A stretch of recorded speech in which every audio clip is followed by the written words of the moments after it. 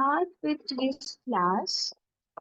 We are going to start the first chapter of class 11, which is basic concepts of chemistry. And we are going to start with states of matter, which is a very easy topic.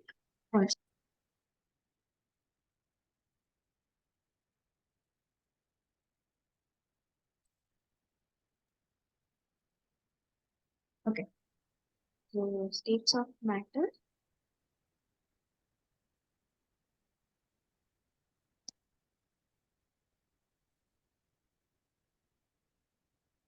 So, what are the three states of matter? Solid, liquid, and gas. Solid, liquid, and gas.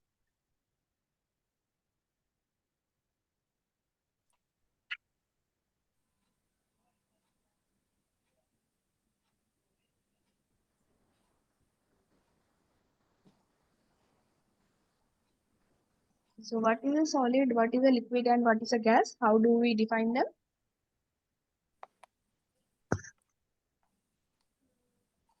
Solids are usually hard and they have strong intermolecular forces. And then liquid. Liquids are, they flow, they have less intermolecular space as compared to And solids. gases are least intermolecular forces, right? They are compressible as well. Yes.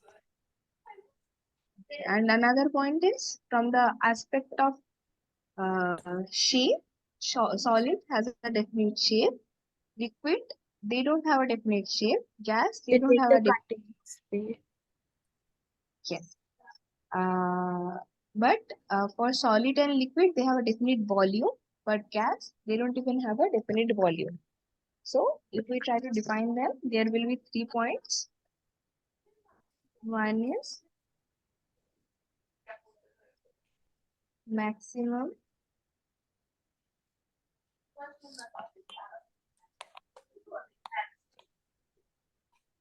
intermolecular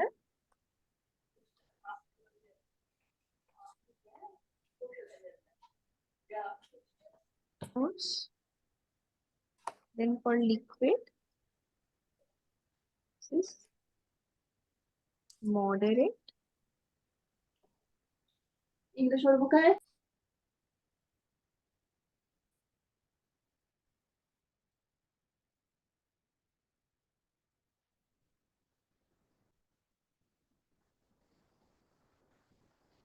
moderate intermolecular force, and for gas, this is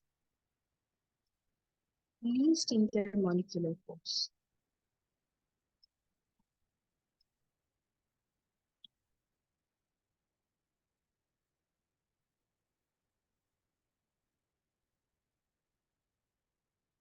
This is one point. Second point is has a It is not compressible. that is a point also, but we will just classify them in these 3 points. One is intermolecular force, one is volume, and one is shape. So has a definite shape.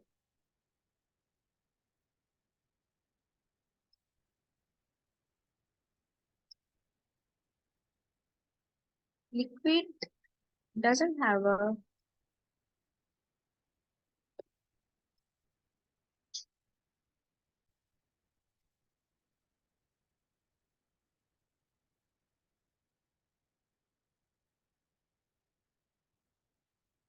definite shape, and for gas, gas also doesn't have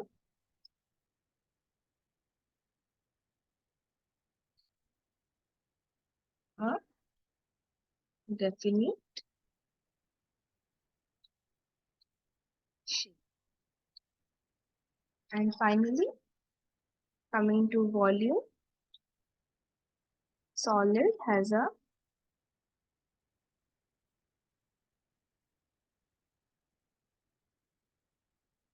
definite volume. Liquid also has a definite volume.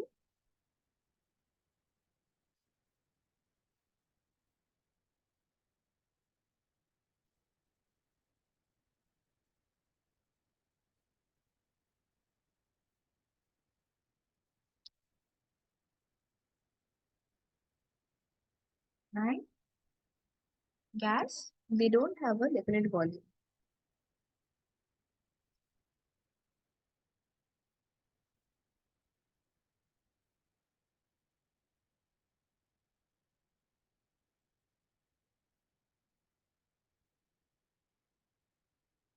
Okay. So if we summarize it again, what is solid? Solid is where there is the maximum amount of intermolecular forces. That means that the objects are very closely packed and it has a definite shape as well as a definite volume. So that is we call a solid. What we call a liquid, where the particles or the molecules are loosely packed. That means that it has a moderate level of intermolecular force and they don't have a definite shape, although they have a definite volume. They take whatever the shape, we keep it in the container. Like they take the shape of the container we keep it in. That is liquid. And coming to gas, gas is where there is least intermolecular force. That means the particles are very loosely bound and they don't have a definite shape, neither definite volume. So that is, so if you try to visualize solid, liquid and gas, let's say we have some container which is not a closed container. We have an open container.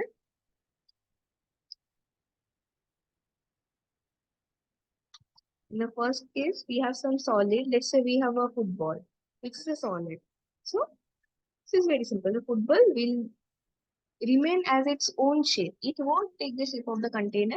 So let's say these are the particles that the football is made of, and these are very closely packed.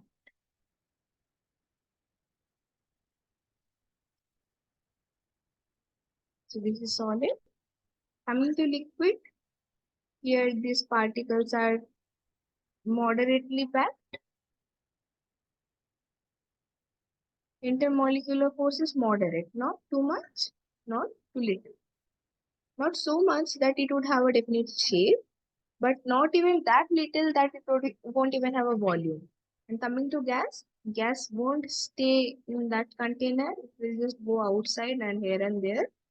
So you can see it doesn't have a volume, it doesn't have a shape. Thus we can define solid, liquid and gas. Now we are coming to the processes we call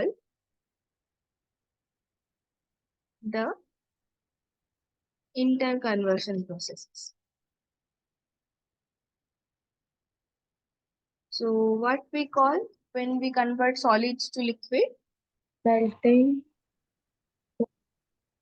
Melting, right? And the opposite process, liquid to solid? Freezing. Freezing.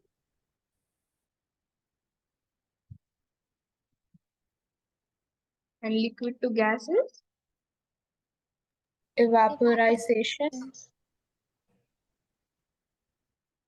Vaporization. And another term is there. Condensation. The condensation is to the opposite process. Sublimation. Vaporization and sublimation is also a different thing. Oh, There can be evaporation and there can be boiling. oh yeah. Boiling and evaporation, and gas to liquid is condensation.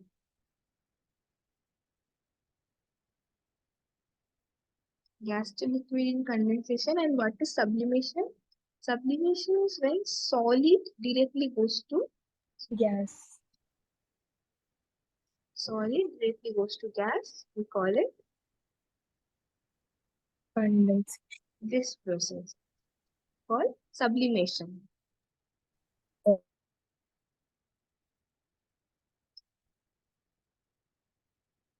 And there is an opposite process too, where gas directly gets converted to solid, and we call it desublimation.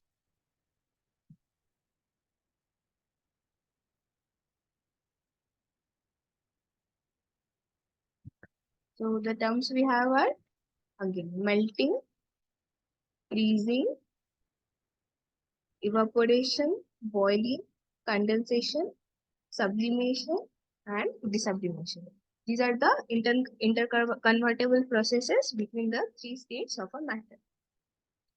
Now, if I quickly tell you about the difference between evaporation and boiling, evaporation is a surface level phenomena. Okay. So what is evaporation? Let's say we have kept some water in a bucket under sunlight. What we will see after some time that the level of water has decreased, right? So what happens when we keep it under sunlight, keep the water under sunlight? The temperature is not 100 degrees centigrade outside. Still, the upper layer it uh, gets evaporated. So that is like only the surface level interacts. So the first layer gets evaporated, then the second layer gets evaporated. This way, the whole liquid gets converted into gas. This is what we call evaporation. So evaporation doesn't need the boiling point. And for like evaporation can take place at any temperature. But for boiling, it has to have the boiling temperature that is for water which is 100 degrees centigrade. And boiling is not a surface level phenomenon. Boiling takes place throughout the whole liquid. So if I try to explain it with a diagram, let's say we have a bucket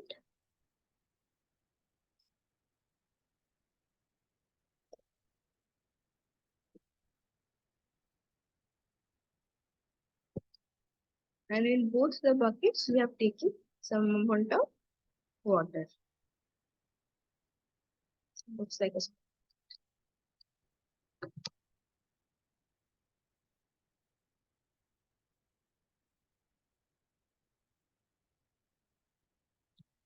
both the cases we have taken some amount of water.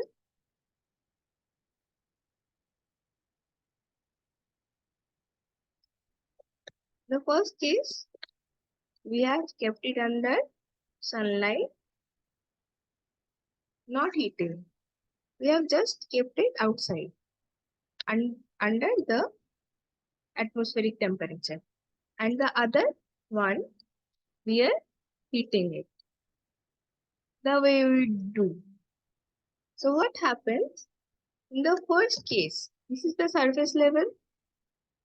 So when the sun rays reaches here, only the surface level interacts with the sun rays or the energy we get here. And first this layer evaporates. Once this is done, then the next layer is the surface level now. Then it gets evaporated. So this is the way that evaporation takes place. And when boiling takes place, there is a motion like this in the whole liquid. So the whole liquid, the temperature of the complete liquid started raising, not just the surface level or just the lower level. And it has to reach the boiling point. So what is the difference? One is, this is surface level phenomena.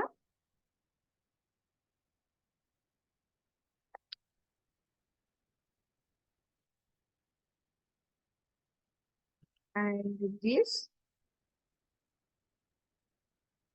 takes place throughout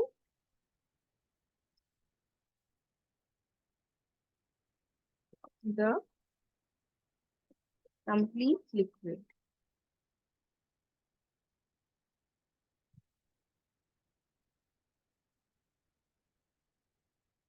And for this, it does not require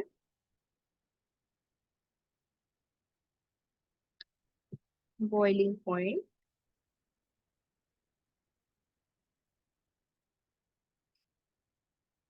Can take place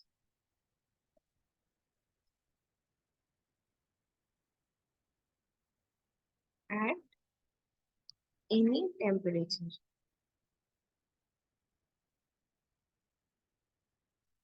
And for these,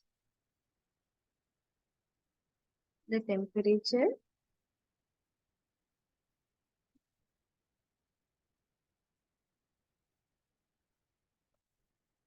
would be the boiling point,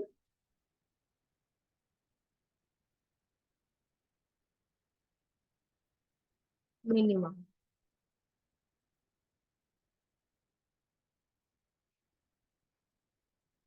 Okay. So the first one is evaporation and the second one is boiling. This is evaporation.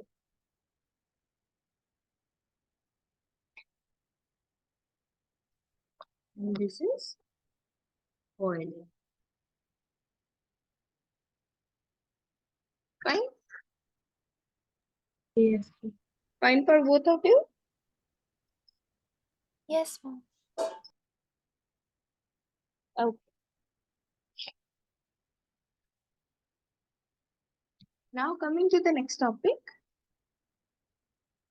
the types.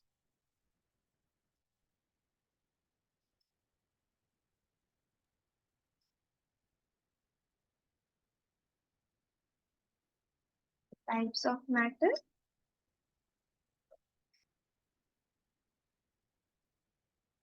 So we primarily classify it into two types. Heterogeneous and homogeneous. No. Primarily it's mixture, Oh, and we have pure pure. substance.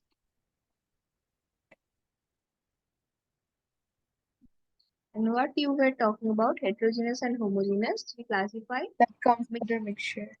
Yeah. heterogeneous and homogeneous. Homogeneous mixture and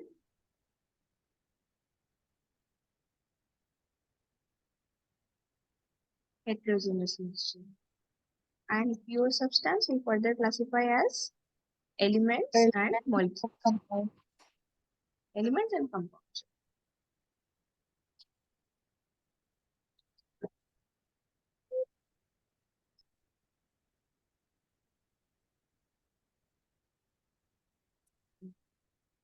So what is homogeneous compound and what is heterogeneous compound? So this is basically homogeneous compounds are those compounds where all the components of the mixture are uniformly distributed throughout the whole mixture, and heterogeneous compounds are those compounds where the distribution is not uniform. So what does that mean? So what is homogeneous? Homogeneous is uniformly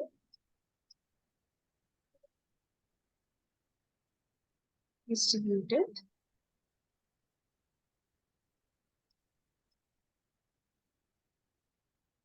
and heterogeneous distribution is not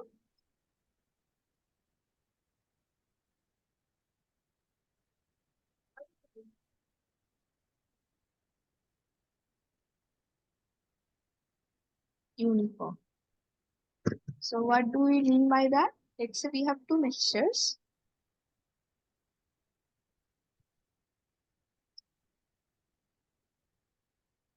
Heterogeneous can be like the mixture of sand and water. Heterogeneous can be mixture of sand and water, right? And tea can be an example of homogeneous. What? Tea, What you were saying? drinking tea can be an Okay, tea. example of homogeneous. Yeah. Okay. Right, yeah. Tea can be a mixture of example of homogeneous mixture, right? There. So what it means that uniformly distributed and non-uniformly distributed. Okay. For that, let's say we are taking two mixtures.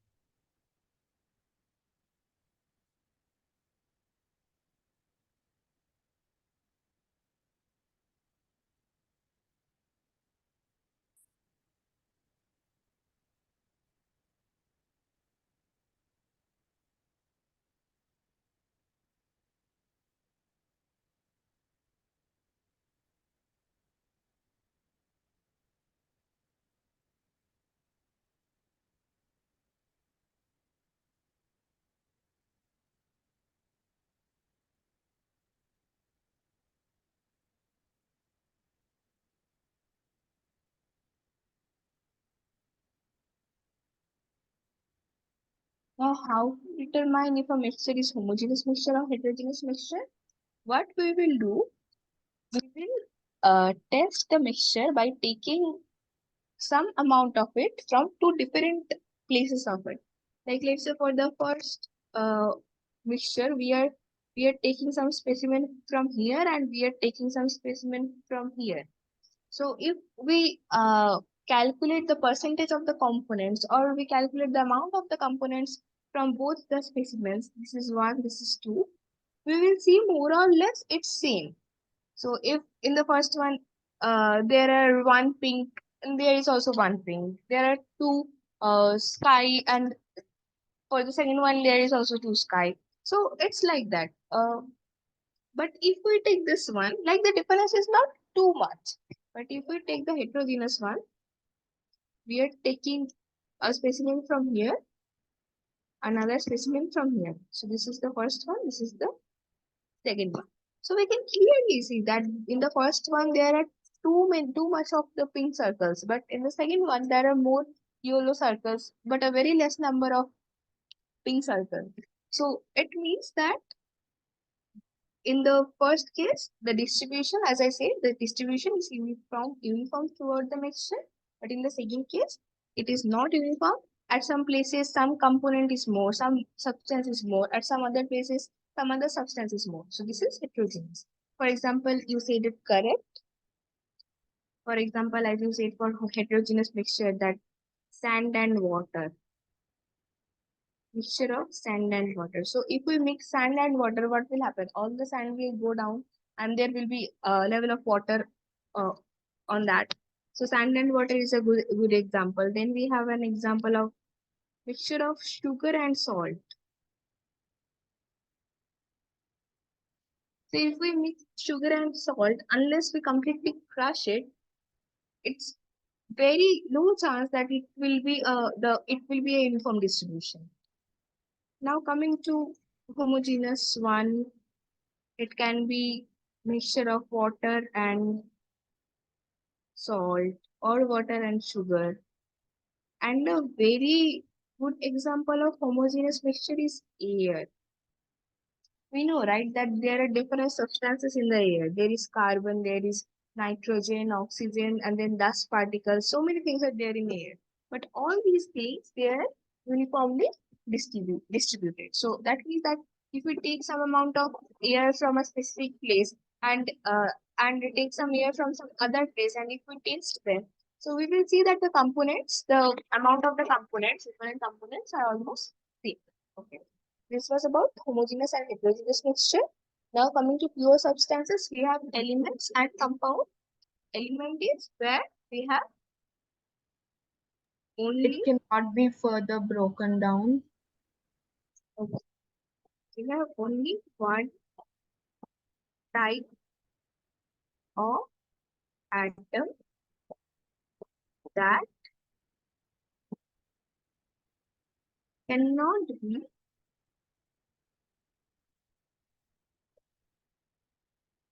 further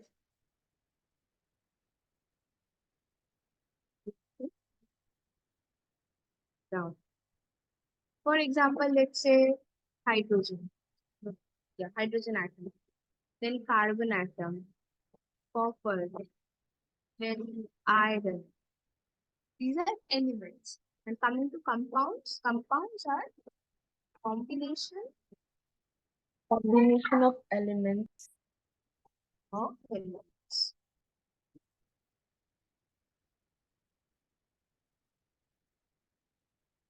For example, let's say water, then NaCl, then CO CO2, correct. So what these are? These are basically combination where these atoms are chemically bind. So here atoms are chemically bound.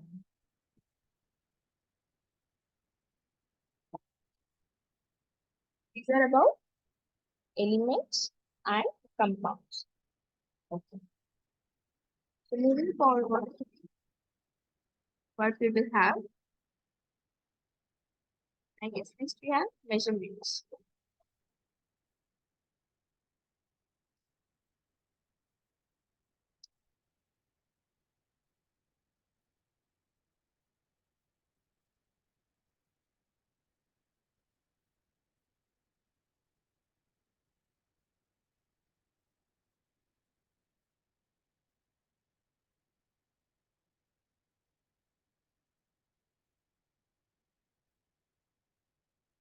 Properties and their measurements. Now, coming to properties related to some substance, there can be two type of the properties. So, what are the two types of the properties? One is physical properties. and chemical properties. Yeah.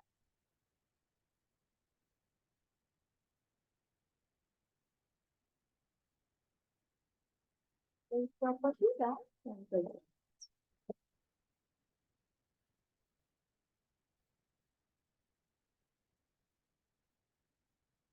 How we define them? It's very simple. If to measure the property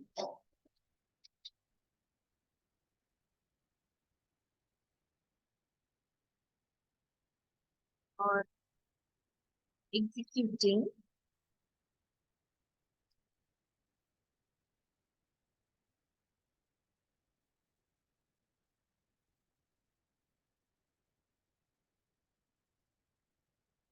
or while execution some chemical change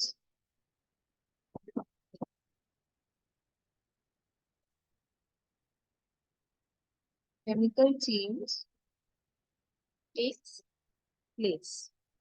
Then we will call it a chemical property. Chemical changes means bond breaking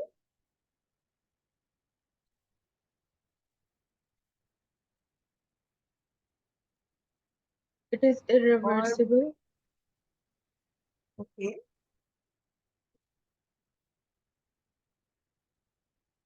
The change. Like what do we mean by there has to be some chemical change? There has to be some bond breaking or bond making. Or to summarize it more, electron transfer.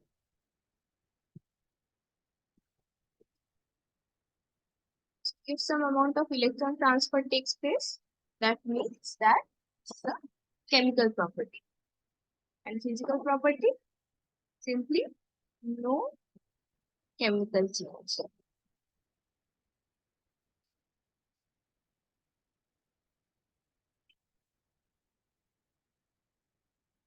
Okay. Now I will give you a list. Wait, let me write this down.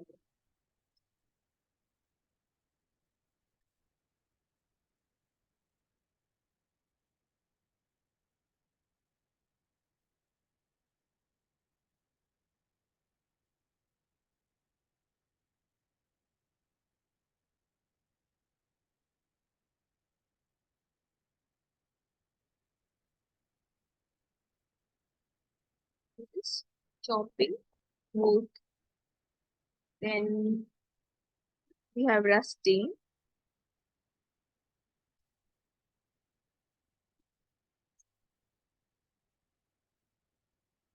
let's say we have freezing,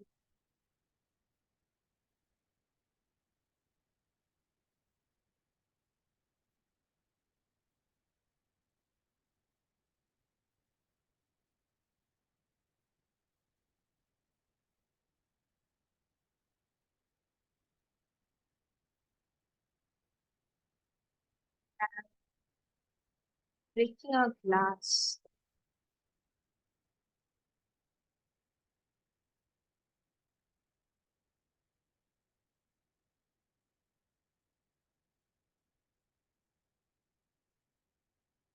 fireworks,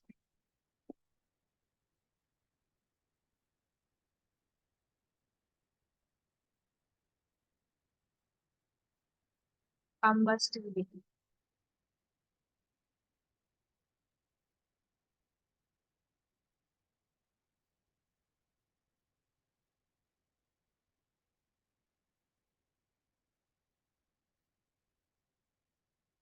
So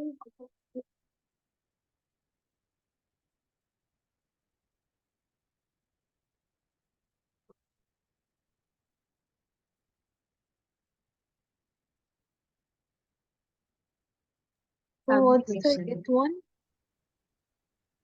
Eighth one is rotting. Rotting of a fruit.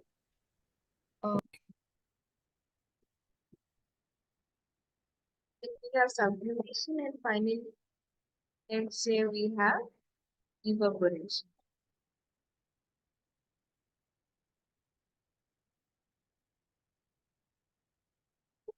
Now you tell me one by one, either that which process is what? What is a chemical process and what is a physical process? So what is the first one? Physical Chopping wood process. is a physical process or chemical process? Hmm? Physical process. Chopping wood is a physical process. Now Aisha, tell me that rusting is a physical process or chemical process? Chemical. Chemical process. Why? It changes substances. Ferric oxide is formed. Rust basically the reaction of iron with oxygen and formation of iron oxide. Okay. So rusting is a chemical process. Now Fatima, tell me that freezing is a physical process or chemical process? It's a physical process. It's a physical process, right?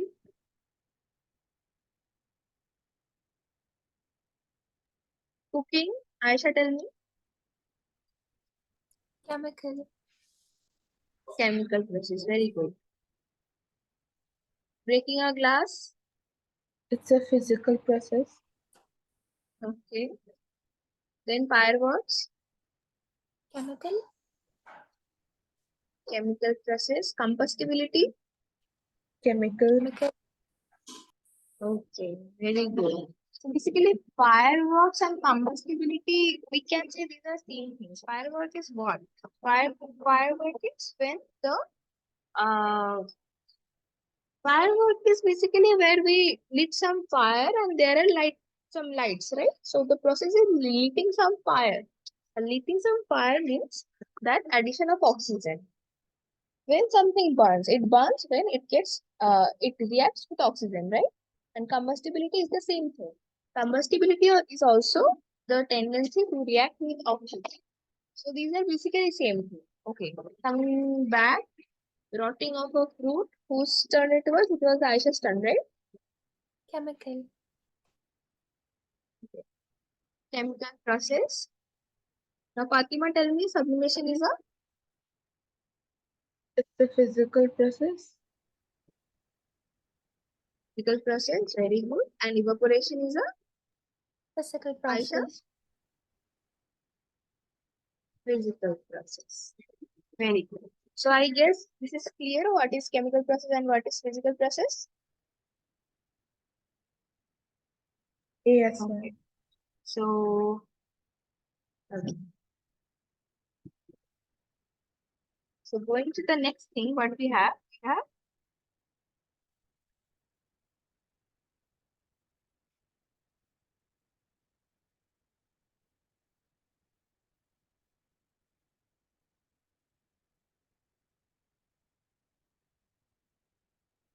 pyramid of physical properties.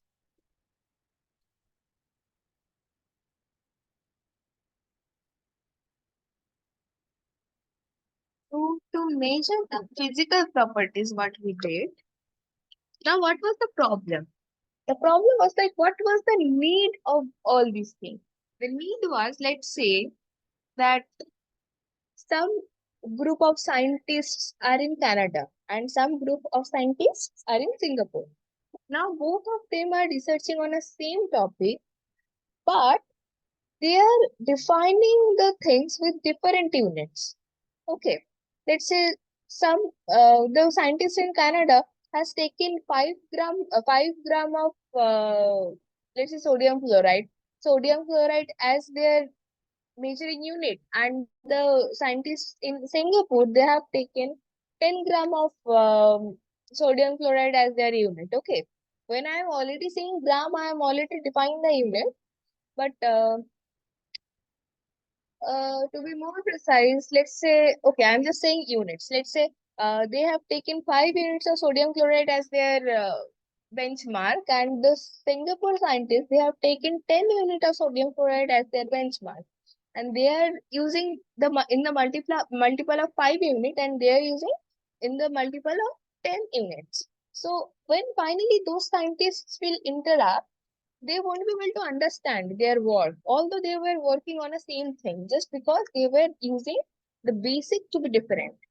Now, here came the importance of unit, and all the scientists all over the world, they sat together and decided that they're gonna fix some units, like fix some basic things to measure all the different properties. So for length, what they did, meter is nothing but something that we have defined. We have defined meter. So what the scientists did, they took a stick, a specific stick at some specific temperature and pressure, and they defined that the length of the stick, whatever the length of the stick is, we will call it 1 meter. Thus, we defined 1 meter. And now we have defined it already, and we have kept it safely in a museum. So that is our definition of 1 meter, that length of the stick. Now the definition is done. Now we will measure everything with respect of the length of the, like everything in the sense of everything related to length with respect to that 1 meter. If it's 1/10 of that length of the stick, we will call it 1 decimeter. If it's 1/100th time of that length of the stick, we will call it 1 centimeter.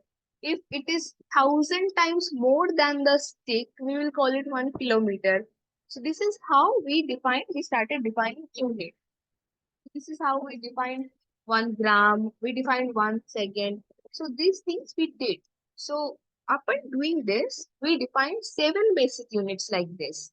So what are these 7 basic units? 7 basic properties are, the first one, mass. We have defined mass. Then we define length. Then we define time. Luminous integrity. We defined temperature. What you were saying? Luminous intensity. Luminous intensity. We will come to that. Temperature. Then we defined electric current.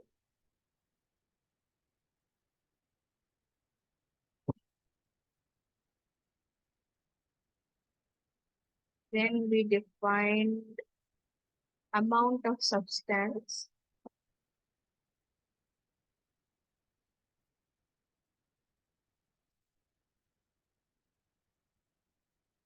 And defined luminous intensity.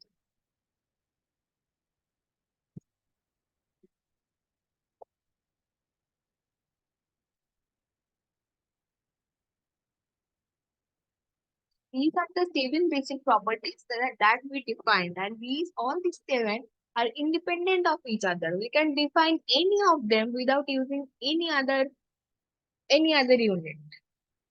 So mass, we defined, this is the SI unit.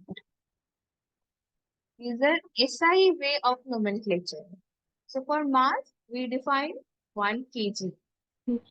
We defined 1 kg to be our ideal mass for measurement, and we will take everything with respect of this 1 kg. For example, the mass we have, if that is 1,000th time of 1 kg, then we will call it 1 gram. So we primarily defined 1 kg, we have kept it somewhere, and now we are using it in the multiples of 1 kg. So for mass, we have defined kg, not 1, we have defined kg. For length, okay, let me write down the full forms first. So for mass, we have defined kilogram.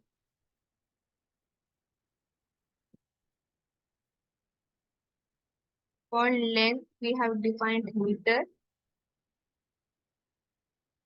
For time, we have defined second, second, Kelvin, temperature Kelvin, for electric current ampere, amount of substance mole, moles, and luminous intensity candela. candle, These are the 7 basic units and we define. And what are the symbols for it? Kilogram is kg, kg, there is m, small m, second is small s, Kelvin is k, and ampere is a, A, mole is, we just remove the e, MAS, mol, and candlelight c. CD, So these are the 7 basic units, and all the other units, all the other properties, all the other physical properties or chemical properties, whatever, we define using these 7 basic units. For example, if I tell you that velocity, how we define velocity? We did length by time.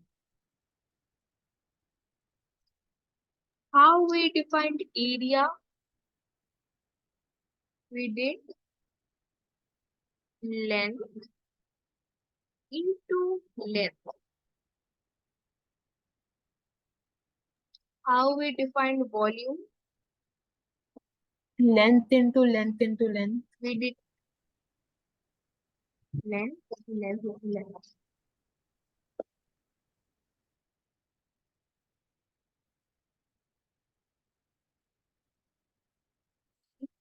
Length,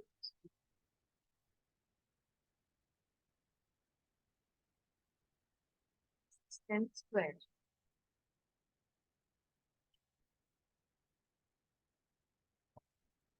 Mom, Now, one thing we introduced, which is dimension. Okay? isn't it velocity is equal to change in displacement upon change in time? Yes. So this is some amount of length. Change is displacement is some amount of length, na? Oh, okay, okay. You're taking as per as this the SI units. Yes. I am taking as just the units, Okay, ma'am. like what it is. Length is a length, right? I am taking what property it is. That's all. Okay, understood. If we measure some change in length, that is also some amount of length, na? Let's say we have 10 centimeter and we have 4 centimeter and we are taking the difference, which is 6 centimeter. That is also a length, right? Yes, Also yes, difference in time, difference between, let's say from 2 seconds to 10 seconds. The difference is 8 seconds. 8 seconds is also some amount of time. yes. Okay. So now we try to define dimension. So how we write dimension? Let me write down the symbols first. For mass, capital M; for length, capital L; for time, capital T; for temperature, capital K; for ampere or electric current, we can take capital A as well as we can take capital I. For mole, amount of substance, we can take capital N as well as we can write mole also.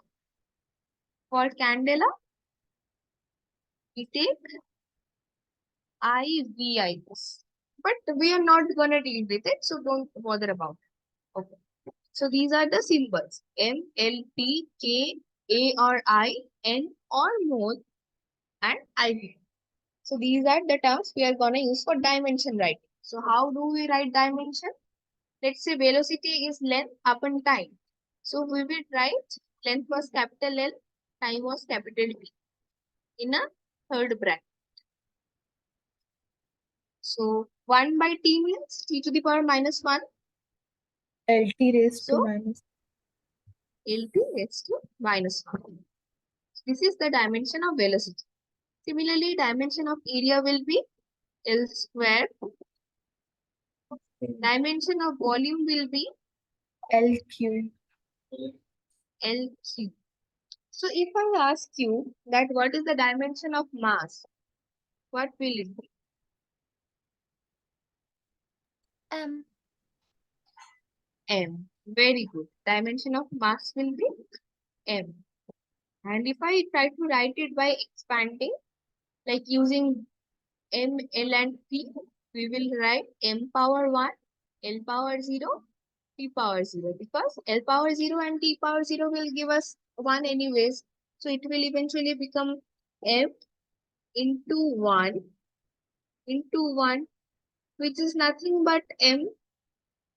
So if we try to write it using all the terms, we will just put a 0 over there. Similarly, the dimension for length, will be M0, L, T0. Dimension for time, this will be M0. Mom, it's not necessary to write those with the power 0, right? No, it is not necessary. I'm just writing it. That's why when we will go to more complex dimension, it will be easier to understand. Not necessary at all. We can just Okay. write it L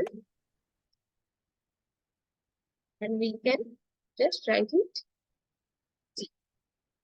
So we have seen it for velocity, area and volume. Now, you guys tell me, let me give the properties first.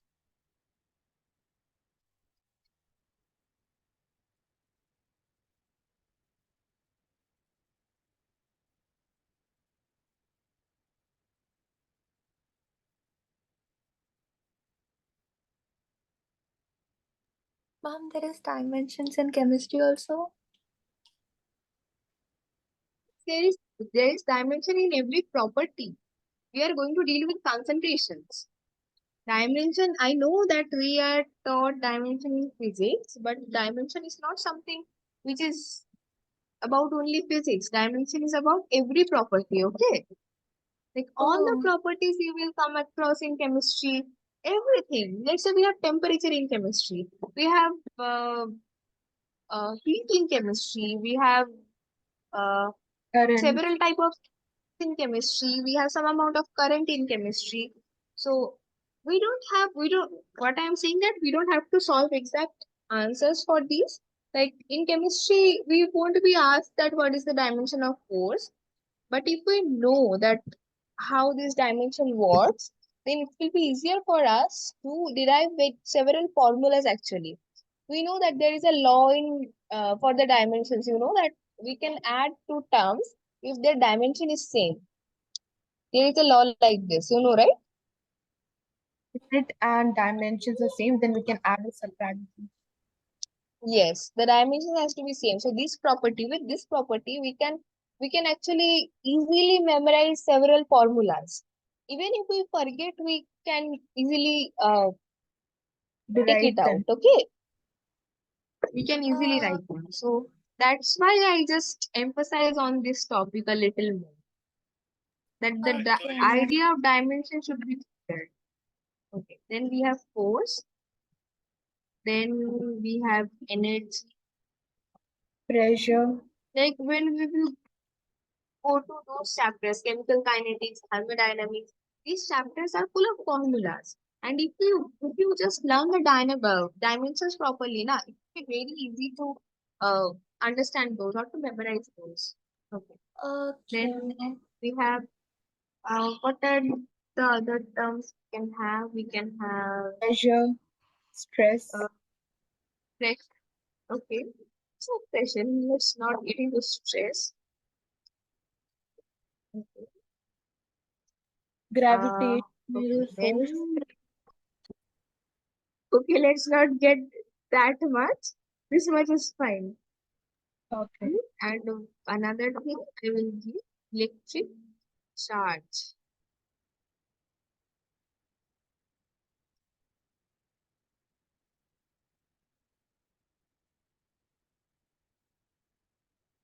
Okay. So now you guys write down the dimension for this and tell me. Are you done already? Take some time and tell me when both of you are done, okay? It doesn't matter if you don't get it right, it's fine. Just give it a try.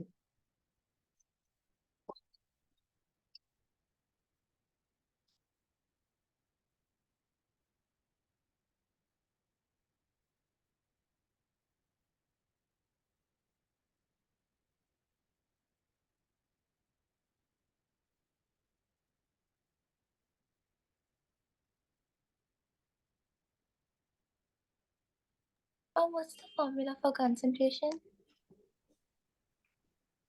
What? The formula for concentration. Formula for concentration is, see, what is density? Density is mass upon volume. Yeah. Concentration is amount of substance upon volume. Okay? Okay, ma'am. Thank you.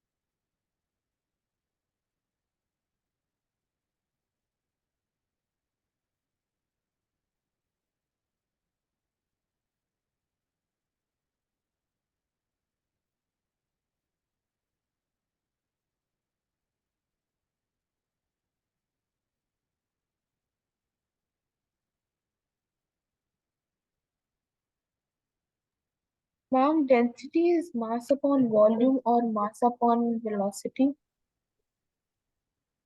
Density is mass upon volume. Okay.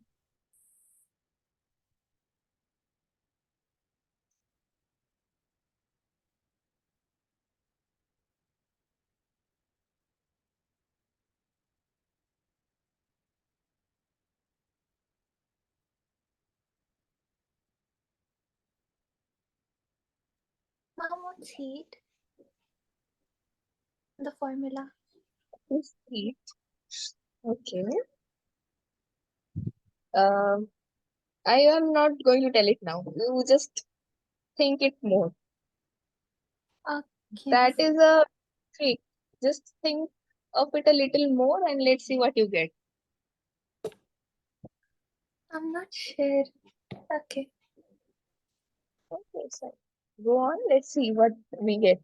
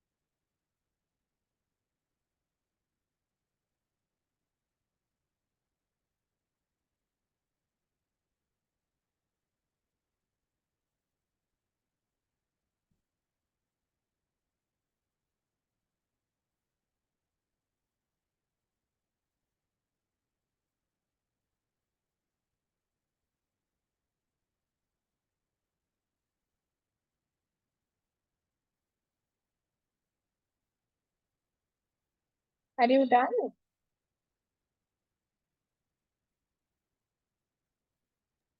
Yes, ma'am, somewhat.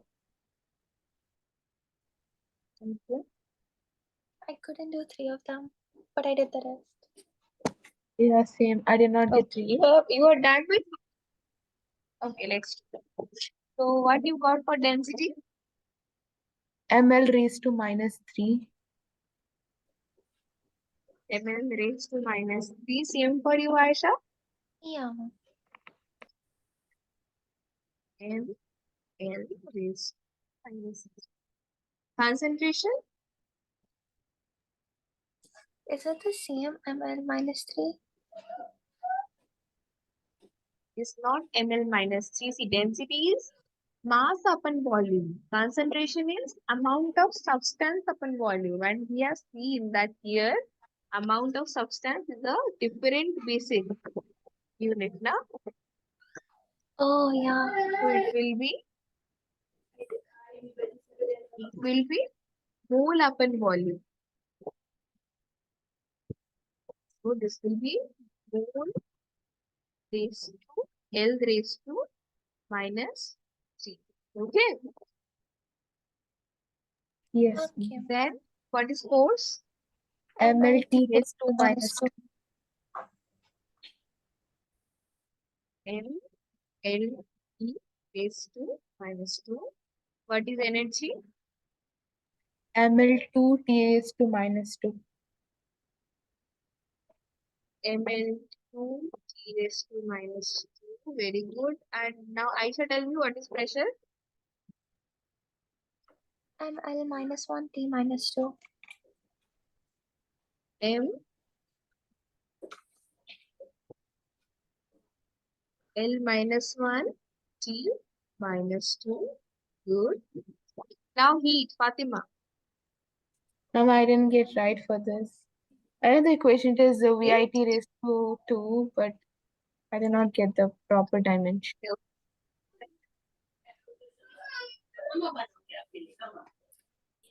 Did any of you got heat or electric charge?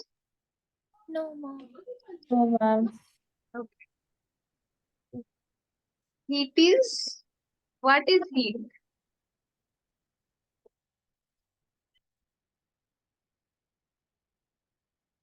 What we say after heat? Heat dash.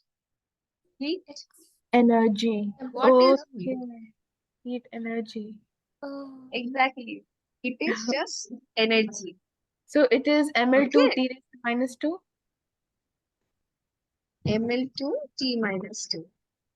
Okay.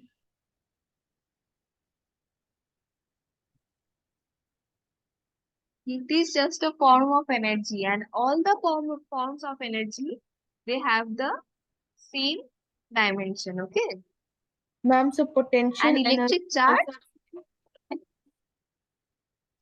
potential energy. potential energy is also, yes, it will be this. What is the formula for potential energy? Formula for potential energy is MGA. mgh. Yes. Okay. So what is m? M is m. G is acceleration. So it will LT be raised to lt minus minus 2 into is L. length L. So what it gives us? ml square ML2 T to the raised to power, minus 2. right? Okay. Yes. Similarly, if we see kinetic energy, what is the formula of kinetic energy? Half mv square. Of Now MV half square. is a number. Down for is, so m is m and v is lt minus 1 and it will be whole square of lt minus 1. So what it will be? It will be m L l square. square t to the power. Yes. So all the forms of energy, they have the same formula, same dimension. Okay. Now coming to electric charge. Electric charge is basically electric current into time. So if we try to define it, it is the amount of current flowed in some specific span of time that we call electric charge. So electric charge will be AT. We can write AT as well as we can write IT. As I said that we define electric current both as I or A. Okay, understood? Ma'am, but time can be in seconds also, right? Second is the unit of time. You are telling me that in dimension we write it as S. So I haven't seen any instances that were writing it in S. Like second is definitely the unit of time, but when we are writing the dimensions, we use the notation capital T. Okay. Yes. Yes.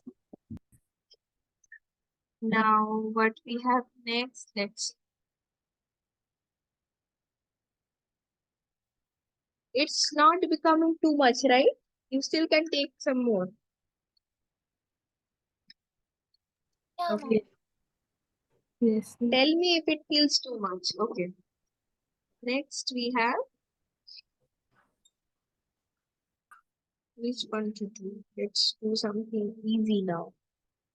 Okay, there is a small topic. Not so easy, but a very small one, which is temperature conversion. Temperature conversion. So what are the two type of thermometers we have?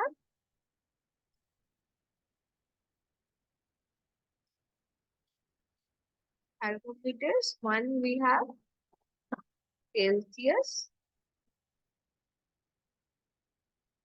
or Kelvin. centigrade, whatever we say. No, we are not going to deal with Kelvin here. I am coming to Kelvin later. This is centigrade. Fahrenheit. I hope the spelling is correct. And Fahrenheit. What is the spelling of Fahrenheit? Let me check. Wait. I'm bad in spellings as well. Celsius is right. No, this is F. Okay. This will be F here. This is not C.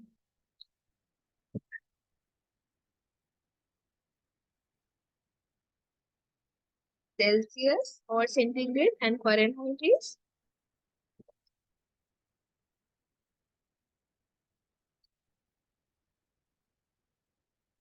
Fahrenheit.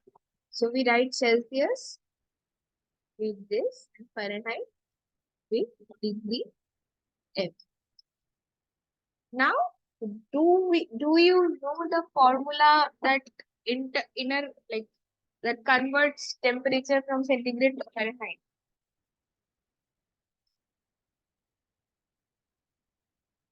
Do you know what is the formula? Let's do it. It's very easy actually. So let's draw two thermometers. Okay. They are basically two same size thermometers.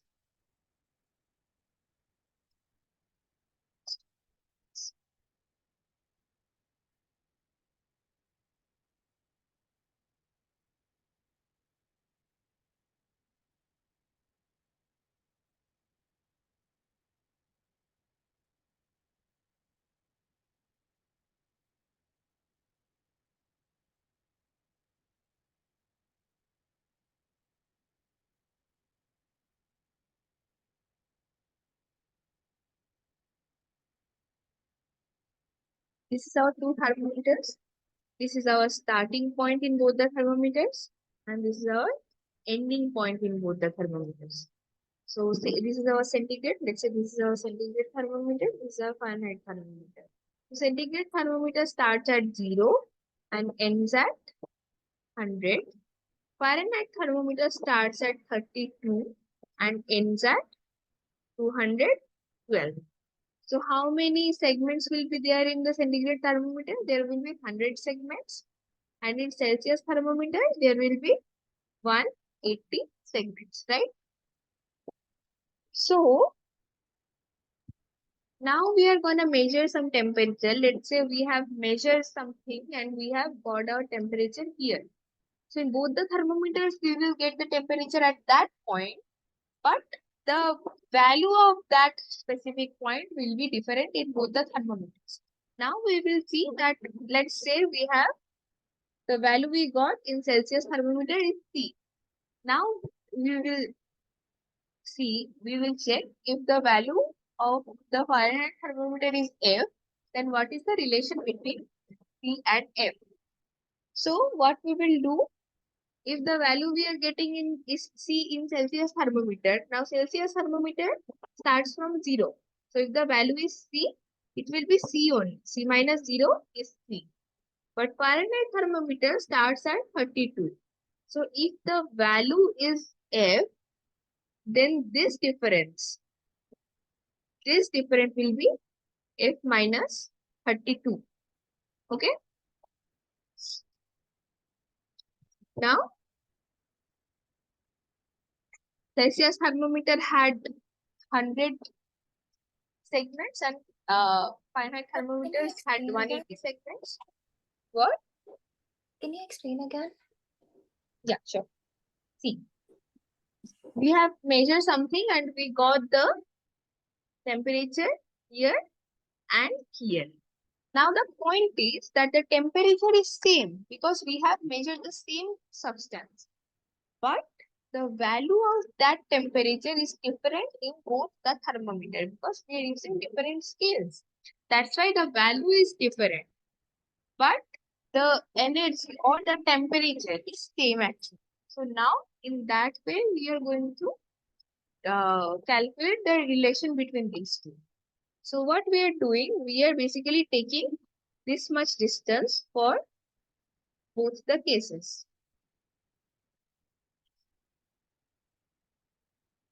So in the first case, it starts at 0 and ends at C. So the difference will be C minus 0. The length of, we can say the length. The length of the lead stand will be C minus 0. And in this case, the length of this strand will be this was F. So this, and it starts from 32. So it will be F minus 32, right? And now to equate it, what we have to do? We have to divide it by the single unit. So if the Celsius scale has 100, total 100 segments, then each segment will have the value of 1 by 100.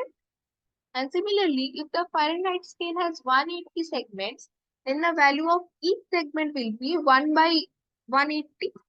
So what we will do to equate them? We will take the value of the stand of the Celsius and multiply it with the weight or value of each single stand, which is each single segment, which is 1 by 100 because it has total 100 segments. So the weightage of each segment will be 1 by 100. So we multiply it. This will be same as F minus 32. This is the length of the strand in the Fahrenheit scale because in the Fahrenheit scale the value of F, but the Fahrenheit scale doesn't start from 0. It starts from 32.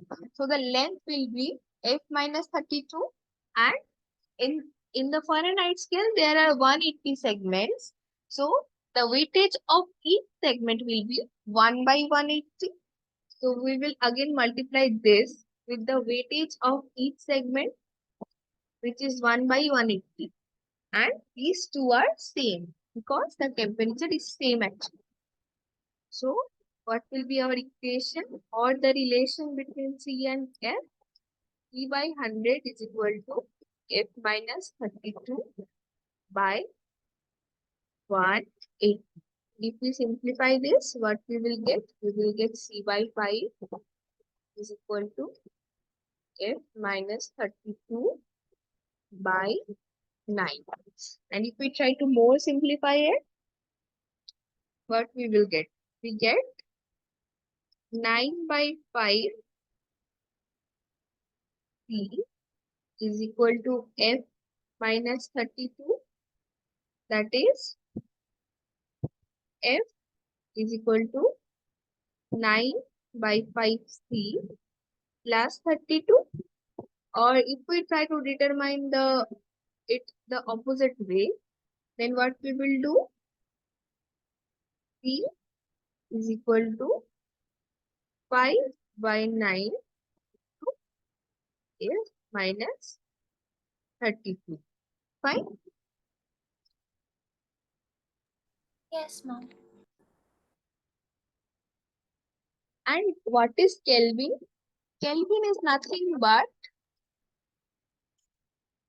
it is basically same as the centigrade scale, but the relation is Kelvin is similar to the centigrade value plus 273.15. This is the relation only, okay? There is nothing big, nothing huge about it. The relation between Kelvin and centigrade is Kelvin is equal to centigrade plus 273.15 and Fahrenheit is 9 by 5 plus 32. Okay? Yeah, ma'am. Okay. So, this part you understood, right? So what you will do, you will have a revision of it. And from next class, in the first of the next class, I will give you to solve a question, a math problem based upon this formula. Okay.